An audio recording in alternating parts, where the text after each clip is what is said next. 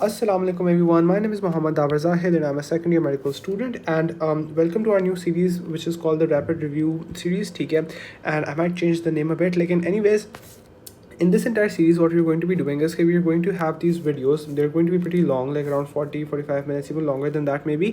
ठीक है, और उसके अंदर हम एक पूरे चैप्टर को रिवाइज कर रहे होंगे. Again the key word is revise. It is a review series. ठीक है, so if you are thinking कि हम बस ये वीडियो देख लेंगे, ठीक है, and as your primary source तो नो दैट्स बैड. ठीक है, you should have at least watch the previous videos जो मैंने पूरे like most of this chapters, for example the cell, उसमें मैंने डिटेल्ड वीडियोस पहले से बनाई हुई हैं. ठीक है, तो इस चैप्टर में इट्स अ रिव्यू वन. ठीक है, जिसमें I will be going over the most important, the highest yield things for your exams, and उसके साथ साथ stuff that is really important conceptually, linking all the different components together. And trust me, these videos will be really helpful if you've studied these chapters once. ठीक है, अगर एक दफ़ा आपने या तो मेरी रिसोर्सेज से कर लिए, मेरी वीडियो से कर लिए, खुद कर लिए, तो then they will be really helpful.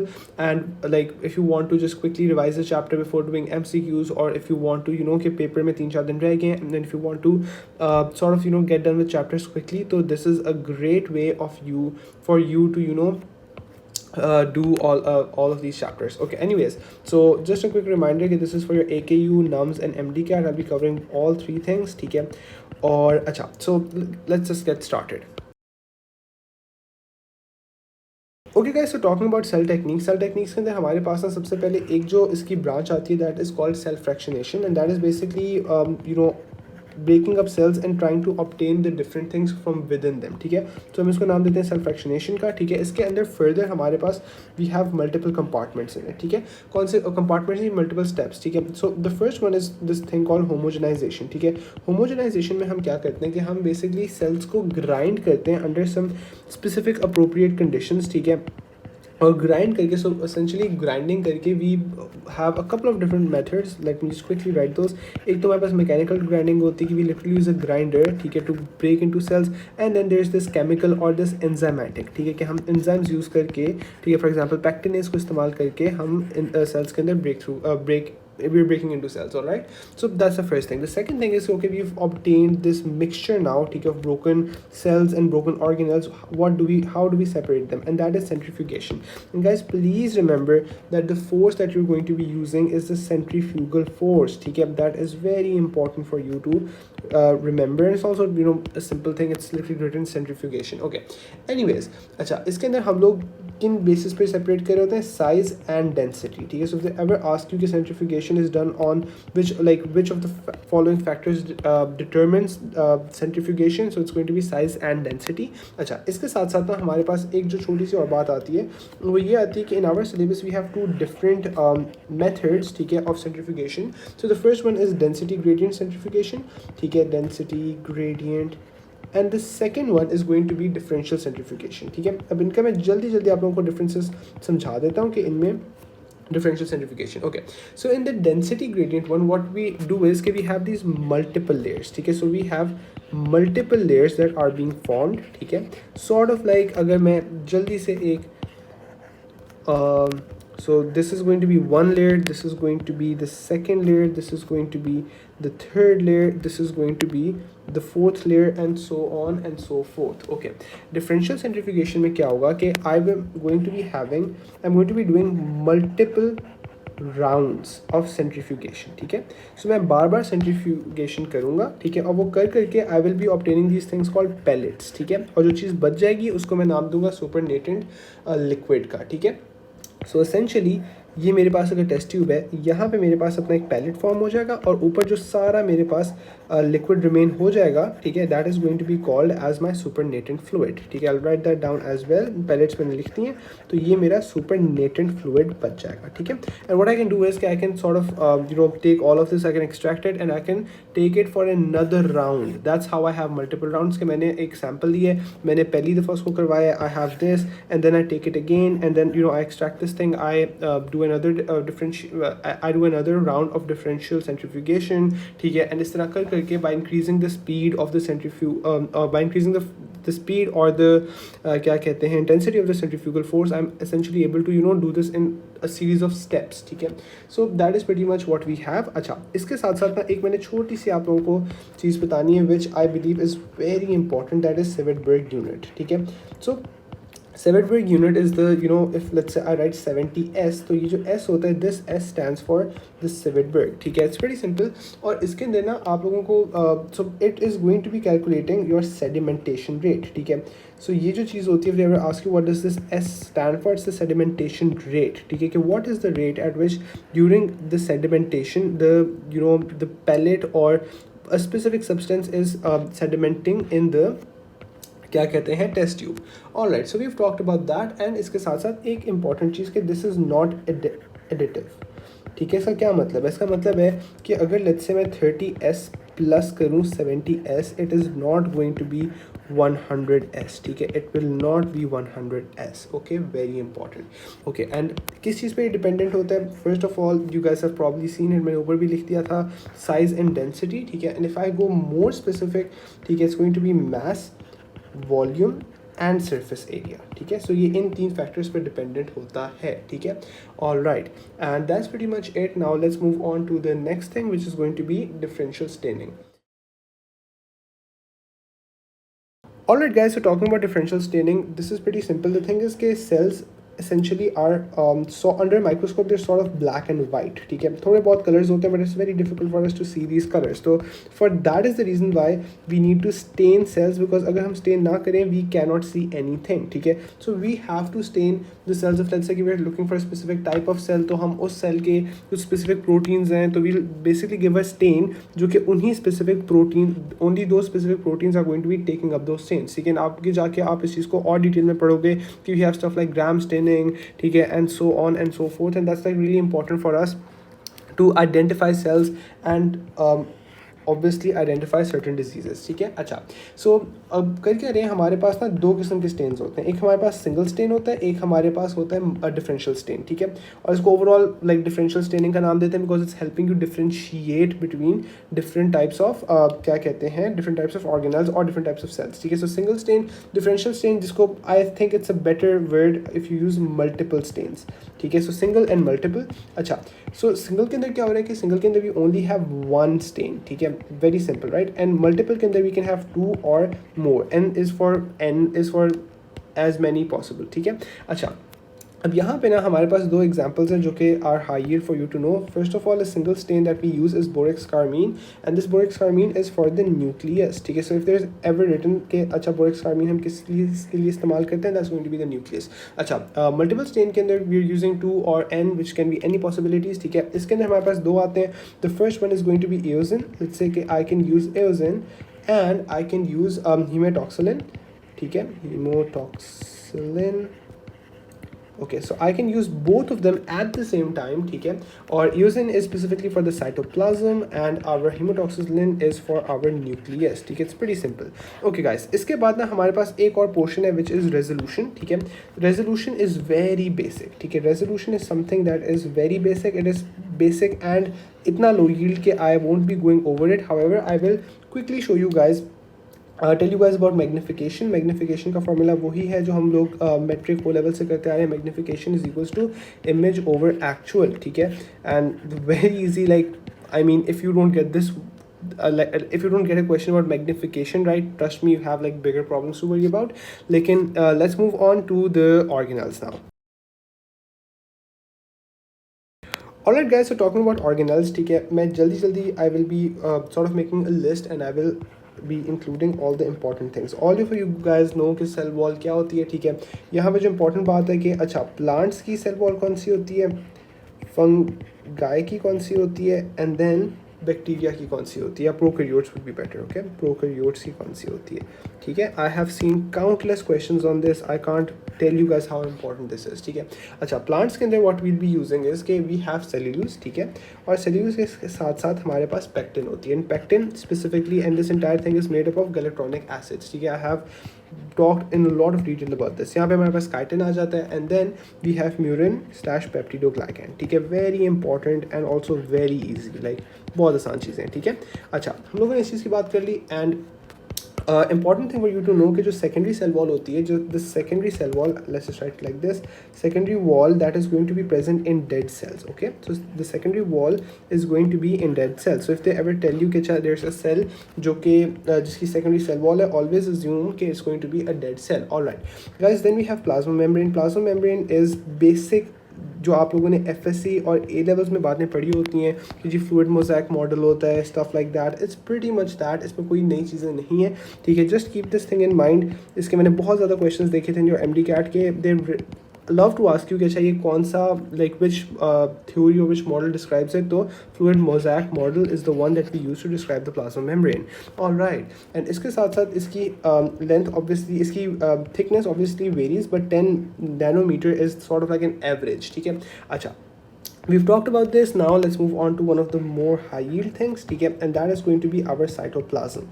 Okay guys, cytoplasm again वही basic किस्म की बातें, लेकिन यहाँ पे एक चीज़ जो बहुत important है वो ये है कि जो हमारे यूकैरियोट्स होते हैं, eukaryotes are going to be having this structure called a cytoskeleton which is going to be present in the cytoplasm, ठीक है. So if I make a cell quickly, अगर ये मैंने एक सेल जल्दी से बना दिया है, ठीक है, तो इस सेल के अंदर I am going to be having these really really really small sort of like these mesh like structures, ठीक है, जो कि मेरा साइटोस्केलेटन है. इसके क्या क्या रोल्स होते हैं? So first of all it has a role in the transport of the cell, ठीक है. सो अगर फॉर एग्जाम्पल हमारे पास सर्टन कंडीशंस होती हैं जिसके अंदर हमारे पास जो माइक्रोट्यूब्यूल्स इन साइटोस्केलेटन्स को बना रहे होते हैं वो ख़राब हो जाते हैं, तो then we have the certain transport issues, ठीक है. कि फॉर एग्जाम्पल लेट्स से कि यहाँ पे मेरे पास कोई चीज़ बन रही है, it's not going to be able to go over here. And guys I have a really small question for you, ठीक है. हमारे पास चलो इस सेल में तो इतना मसला नहीं हो रहा, लेकिन if we are talking about something like let's say a nerve, ठीक है, जो कि लेट्स से कि दिस इज़ माई स्पाइन, ये यहाँ से जा रही है यहाँ तक, this is just one neuron that is you know continuously going, ठीक है. तो यहाँ से हमारे पास we need stuff to go all the way here, ठीक है. सो ये साइटोस्केलेटन यहाँ पे दिस देयर इज एसेंशली जो हमारा एक्सॉन है उसमें भी हैव दी साइटोस्केलेटन के पार्ट्स, ठीक है, जो कि इस ट्रांसपोर्ट में इन्वॉल्व है, ठीक है. तो अगर ये साइटोस्केलेटन ख़राब हो जाता है तो we will not be able to transport this, ठीक है. So just keep that thing in mind. That is one of the like if I was an examiner I would definitely go for that, ठीक है. So cytoskeleton again छोटे cell में इतना कोई खास मसला नहीं होने वाला, ठीक है. Might be not, but cells which are you know very large या लार्ज साइड के cells which have which are very long at like इस केस के अंदर, ठीक है, उसमें ट्रांसपोर्ट में बहुत मसला आ सकता है, ठीक है. अच्छा, सो ट्रांसपोर्ट एंड इसके साथ साथ ऑल्सो स्ट्रक्चरल स्टेबिलिटी, ठीक है, because obviously like you guys can see के this sort of this mesh being in place, it helps us to have a you know good structure essentially, ठीक है. अच्छा, good shape and all. Okay, so let's just put it over here. अच्छा, इसके बाद अब हमारे पास दो तीन बड़ी सिंपल सी बातें हैं, ठीक है. Let's come back over here. Okay, so we're going to be having two things. There's a cytosol and then there's a cytogel, ठीक है. Cytosol and cytogel. Okay. अच्छा, जो साइटोसोल होता है this is essentially present in the inner portion, ठीक है. सो ये inner होता है और साइटोजेल इज आउटर, ठीक है. And cytosol as the word sort of you know implies this is I would say less viscous, ठीक है. हाँ, this is less viscous, viscous is the right word. and जो outer portion होता है that is going to be more viscous, that is going to be more thick, ठीक है. so again just to quickly explain it to you guys, this is a cell, ठीक है. अगर मैं cell के अंदर okay, so let's use a bigger one. okay, this is too big, let's just quickly okay, ये देखो ये मेरे पास आउटर है, तो जो आउटर रीजन है दैट इज़ मोर विस्कस, ठीक है, that is going to be more thick, वहाँ पे ज़्यादा है, ठीक है. सो यहाँ पे let me also use this. So there is going to be more cytoplasm here, like thicker cytoplasm here, और यहाँ का साइटोप्लाज्म थिन सा होगा, ठीक है. So again very rudimentary drawing, but I hope this makes sense, ठीक है. आई hope this is able to clear things in your mind. Okay, cytosol की बात कर ली, साइटोजेल की बात कर ली. अच्छा, अब इसके बाद हम लोगों ने एक बहुत इंपॉर्टेंट चीज़ डिस्कस करनी है, दैट इज़ कि we have this movement called cyclosis, ठीक है. अगर साइक्लोसिस हमारे पास ख़राब हो जाए तो then we have problems with the intra cellular intracellular transport system, ठीक है, इंट्रासेलुलर ट्रांसपोर्ट सिस्टम, बिकॉज ये क्या चीज़ है, sort of like a fan, ठीक है, कि एक पंखा सा चल रहा है हमारे पास, ठीक है, that fan is circulating things in around the cell, ठीक है, सर्कुलेटिंग थिंग्स। ऑब्वियसली हमारा साइटोस्केलेटन का भी इसमें रोल है एंड साइक्लोसिस का भी रोल है, so both of these things are happening, ठीक है, it's sort of a circular streaming movement, ठीक है, और स्पेसिफिकली ये हमारे पास ना माइक्रो फिलामेंट्स करवा रहे होते हैं, ठीक है, तो they can ask you that because as you guys have probably figure it out, they love memorization things, ठीक है, तो just keep this thing in your mind. Alright, इसके बाद एक हमारे पास साइटोप्लाज्मिक इंक्लूजन्स होती हैं, जैसे जल्दी से, ठीक है, वो there essentially non living granules storage के होते हैं, वेस्ट कंपोनेंट्स होते हैं एंड स्टफ लाइक दैट। तो that wraps up our cytoplasm. Now let's move on to our endoplasmic reticulum. As all of you guys probably know, दो किस्म के endoplasmic reticulums होते हैं, there's smooth and then there's SCR and then there is RER, rough endoplasmic reticulum and soft endoplasmic reticulum. Let me just quickly write this, endoplasmic reticulum. Okay guys, अच्छा, अब ये हमारे पास ना first of all they're interconnecting sacs of cisternae, ठीक है, that is what you need to remember, ठीक है, कि हमारे पास एंडोप्लाज्मिक रेटिकुलम में क्या होते हैं, सिस्टर्ने होते हैं। Cisternae, if you guys are dying to know ये क्या होते हैं, these are elongated closed sacs, ठीक है, लेकिन अब अभी तक आपको इस चीज़ के बारे में पता होना चाहिए, ठीक है। अच्छा, and these are spread all the way from the nuclear membrane to the plasma, ठीक है, nuclear membrane to plasma membrane, ठीक है, तो पूरे सेल में ये, एक सेकेंड, प्लाज्मा मेम्ब्रेन पूरे सेल में ये मौजूद होते हैं, ठीक है। अच्छा, रफ ईआर और स्मूथ ईआर का अगर हम जल्दी से एक रिव्यू कर लें, ठीक है, rough ER versus smooth ER, ठीक है, कि इनके डिफरेंसेस क्या होते हैं, because again really easy and really high scoring, ठीक है। यहाँ पे क्या होता है, यहाँ पे वी हैव राइबोसोम्स अटैच्ड, ठीक है, जो कि इसको अपना रफ अपीयरेंस दे रहे होते हैं, ठीक है। Rough endoplasmic reticulum is involved in protein synthesis, ठीक है, और इसके साथ साथ now if we move on, just a second, let me turn my notes, okay. Smooth endoplasmic reticulum on the other hand, it is involved in the metabolism of carbohydrates, ठीक है, just right carbs, ठीक है, इसका role होता है carbs के, उसके अंदर साथ साथ it's also involved in detoxification of drugs, ठीक है, ओके। अच्छा गाइस, अब मुझे एक चीज़ बताओ, हमारे पास बॉडी के अंदर डिटॉक्सिफिकेशन का प्रोसेस कहाँ पे हो रहा होता है, ठीक है, हमारे पास, I would like you guys to pause the video and answer, it is going to be done in the liver, okay। अच्छा, तो the concentration of smooth endoplasmic reticulum in the liver is going to be very high, ठीक है, like considerably higher than other cells, ठीक है। and let's say कि if I have some condition जिसकी वजह से मेरे liver के अंदर smooth endoplasmic reticulum सही से नहीं बन रहे, तो क्या चीज़ affect होगी, मेरी detoxification affect होगी, and इसके साथ साथ it is also involved detoxification of drugs and poison, ठीक है। so generally समझ लो कि it's involved in a lot of different drug, I would say drug metabolisms, ठीक है, okay, so we've talked about this। अच्छा, इसके साथ साथ it is also involved in the synthesis of steroids, ठीक है, okay, as for smooth endoplasmic reticulum, as for क्या कहते हैं, our steroids, all right, so we've talked about that। इसके साथ साथ very important, calcium ions, ये कैल्शियम आयंस को स्टोर करते हैं, ठीक है, ये कैल्शियम आयंस को स्टोर कर रहा होता है, and calcium ions are can sort of you know contractions वगैरह में, सेल की जो कॉन्ट्रैक्शंस होती हैं, ठीक है, देयर मसल्स की जो कॉन्ट्रैक्शंस होती हैं, देयर इन्वॉल्वड इन दोज, ठीक है, एंड इसके बारे में I have further videos coming on, alright.